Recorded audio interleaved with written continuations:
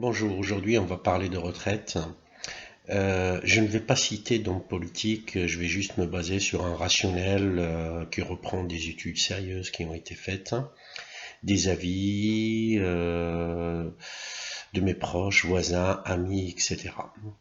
Les sujets qui nous intéressent, nous autres Français, c'est la retraite, l'assurance santé, les hôpitaux, l'autonomie alimentaire, l'énergie, l'éducation, les sécurités et services d'ordre, l'environnement, l'avenir de notre jeunesse, la politique étrangère, comment retrouver la grandeur de la France, le nucléaire ou pas, la justice en général et la justice sociale en particulier, le tournant politique et la confiance dans les hommes politiques qui a été complètement perdue. Là, on va parler dans ce chapitre uniquement de la retraite. Donc mon premier sujet, c'est l'âge de retraite. J'aurais pu aussi parler des montants de l'assurance de retraite, parce que c'est comme ça qu'il faut l'entendre. C'est une assurance, hein, c'est pas une allocation, c'est pas un don, c'est pas de l'aumône. Et puis je le résumerai au fait en trois éléments. D'abord, pas moins que le seuil de pauvreté en rente pour les retraités modestes. Une reversion complète aux survivants du couple quand l'un décède, et puis reversion aux enfants en cas de décès, s'ils sont encore aux études et jusqu'à l'âge de 23 ans. En introduction, je voudrais quand même revenir sur quelques études. Il y a une étude qui a été faite sur les motivations de départ des personnes en retraite. Cette étude qui avait été faite entre juillet 2019 et juin 2020, qui a été publiée par des organismes reconnus, les politiques veulent bien les reconnaître des fois, donc l'adresse, ensuite le Conseil d'orientation des retraites, le COR, et la direction de la sécurité sociale et de 5 régimes supplémentaires de retraite. Ils ont interrogé 5500 personnes. Il en ressort que la principale motivation de départ, c'est de profiter le plus longtemps possible de leur retraite. C'est 8 Français sur 10, parce que c'est une nouvelle vie qui s'annonce pour eux, donc ils veulent en profiter le plus longtemps possible en très bonne santé. Ensuite, il convient de parler de qu'est-ce que ça veut dire une vie en bonne santé. Selon un observatoire des inégalités, il en ressort que chez les hommes, l'écart d'espérance de vie à 35 ans, quand ils ont 35 ans sans problème particulier, alors entre les cadres et les ouvriers,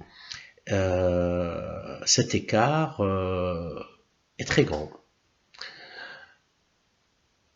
Ainsi, l'espérance de vie à 35 ans des cadres sans problème sensoriel et physique, elle est de 34 ans contre 24 ans chez les ouvriers, soit un écart de 10 ans. Donc on va retenir ce chiffre de 10.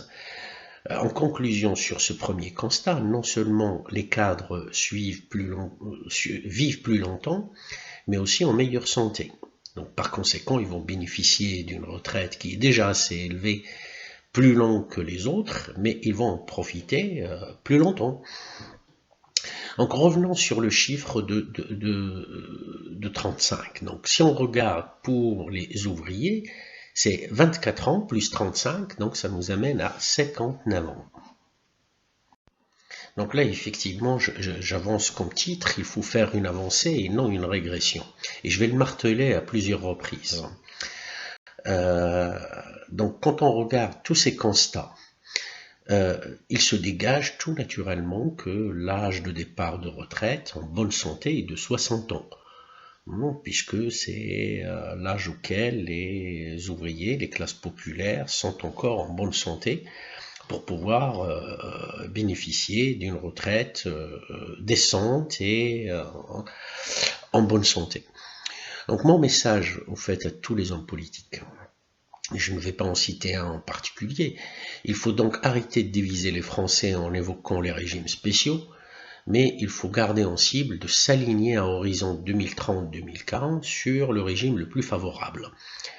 sur le régime qui fait partir les gens à 60 ans en bonne santé. C'est ce qu'on peut appeler progresser, non pas reculer.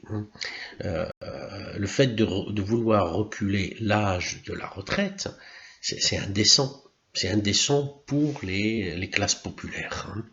Et c'est une régression sociale. Maintenant qu'on a mis tout le monde sur la même ligne, on a deux choix. C'est soit de financer, soit de polémiquer. Donc, admettons qu'on part sur le fait qu'il faut s'occuper du sujet de la retraite. S'occuper du sujet de la retraite, c'est de partir d'une impérative qui est aujourd'hui, d'une manière logique, un départ à 60 ans. Et donc, il faut se mobiliser, il faut faire part de créativité pour pouvoir financer ça. Non seulement 2 ans, mais 4, pour tenir compte de ces soi-disant passages de 62 à 64, soit de 64 à 60 ans, ce qui représente 10% de recettes à trouver. C'est pas la mer à boire, et vous allez le voir dans les diapositives suivantes.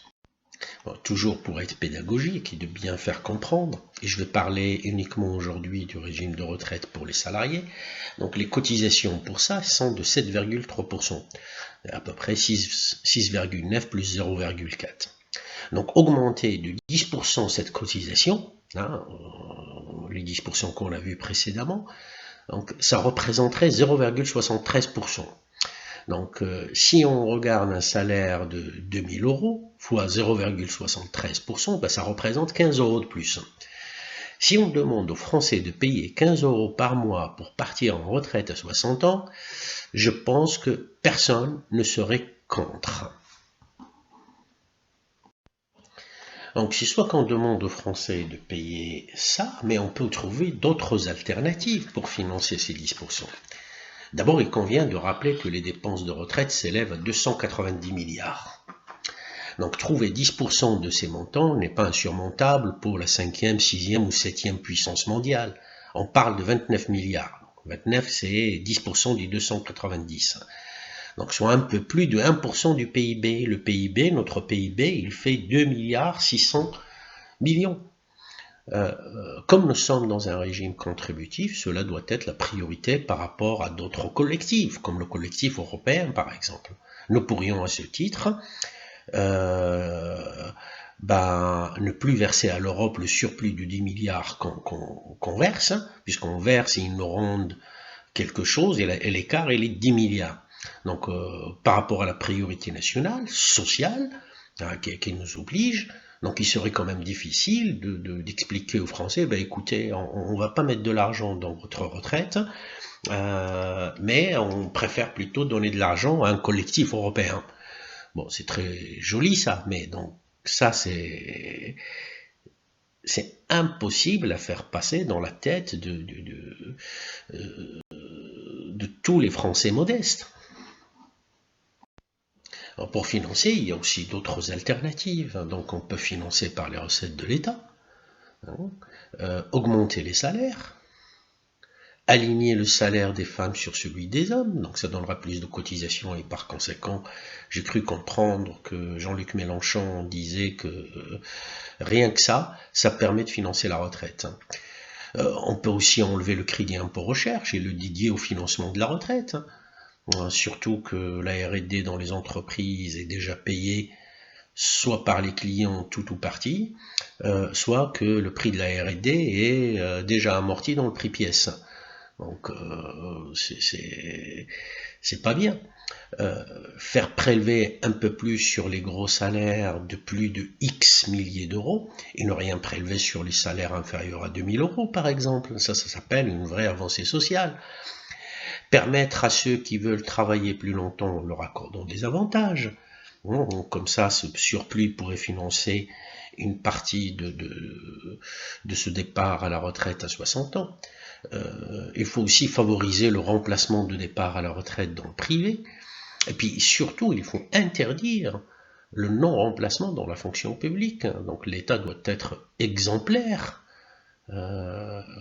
Réduire drastiquement les dépenses des corps ministériels tels que le Sénat, l'Assemblée nationale, qui est souvent vide, les salaires et avantages des cabinets ministériels, les institutions telles que le tribunal d'État, qui sert à rien, jamais personne n'a été condamné, malgré les vols énormes qui ont été faits, les tribunaux administratifs qui sont jugés partis, et qui favorisent du justiciable pas comme les autres. Rappelez-vous l'histoire de Sarkozy, par exemple. Enfin, bref, en conclusion, l'espérance de vie en bonne santé des classes populaires, elle est de 59 ans. Le départ à la retraite ne doit pas être un départ à l'hôpital ou pour des soins terribles, ou l'invalidité, ou pire encore, sous terre. Le financement de ces 2 années, il est facile. Et nos politiques ne doivent pas tabler sur la baisse des rentes à cause des décès qui vont survenir quelques années, parfois mois après la retraite. Merci, et puis faites circuler, faites communiquer à vos proches, à vos amis, pour mieux comprendre nos régimes de retraite et comment faut-il faire une avancée sociale et non pas une régression sociale. Merci.